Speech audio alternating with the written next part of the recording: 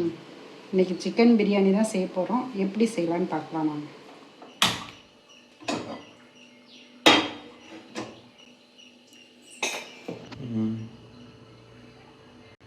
நாங்கள் கொஞ்சம் நெய் சேர்த்துக்கலாம். கொஞ்சம் ஆயிலும் சேர்த்துட்டேன். புதினா போட்டு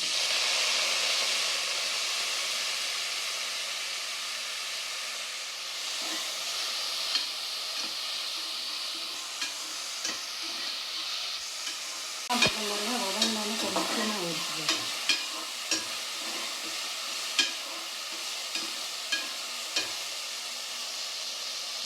நல்லா பெரிய வெங்காயம் ஒரு 2-3 நல்லா ஸ்லைஸ் பண்ணி வச்சுருக்கேன். அதையும் சேர்த்துக்கலாம்.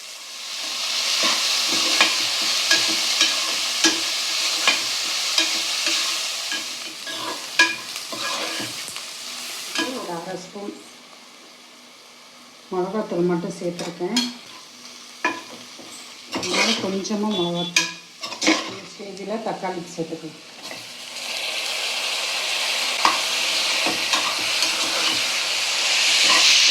நல்லா தக்காளி வெங்காயம் சேர்ந்து நல்லா கிரேவி மாதிரி வரணும். அந்த அளவுக்கு நல்லா வதங்கணும். உப்பு சேர்த்துக்கணும்.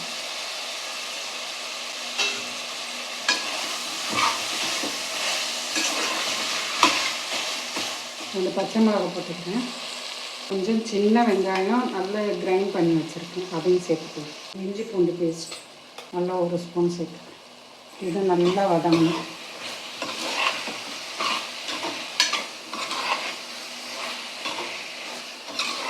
பட்டை, லவங்கம், ஏலக்காய், முந்திரி பருப்பு எல்லாம் சேர்த்து நான் பவுட்ரு பண்ணி வச்சுருக்கேன்.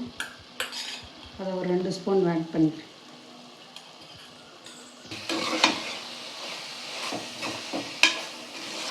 முந்திரி பருப்பு சேர்த்துக்கலாம்.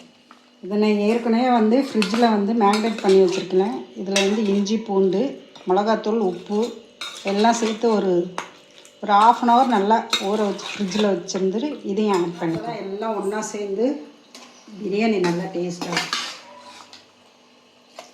1/4 கிலோ சிக்கன் ஆட் பண்ணியிருக்கேன். அது நல்லா ஒரு 10 நிமிஷம் குக் ஆகும். அதுக்கப்புறம் ரைஸ் ஆட் பண்ணிக்கலாம். நல்லா 1 கிளாஸ் தண்ணி ஆட் பண்ணி நல்லா வேகட்டும். 8 டம்ளர் தண்ணி ஆட் பண்ணிக்கலாம். ஏற்கனவே 1 டம்ளர் ஆட் பண்ணதுனால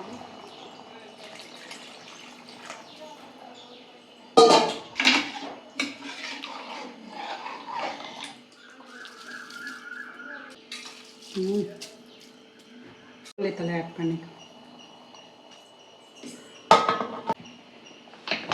3 விசில் விட்டு பிரியாணி எப்படி வந்திருக்குன்னு பார்க்கலாம்.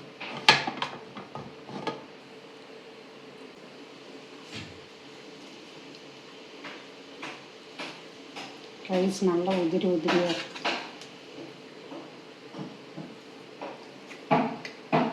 நல்ல வாசமாக இருக்கு. கறியெல்லாம் நல்லா உதிருது. இப்படி எடுத்தோம்னாவே உதுருது.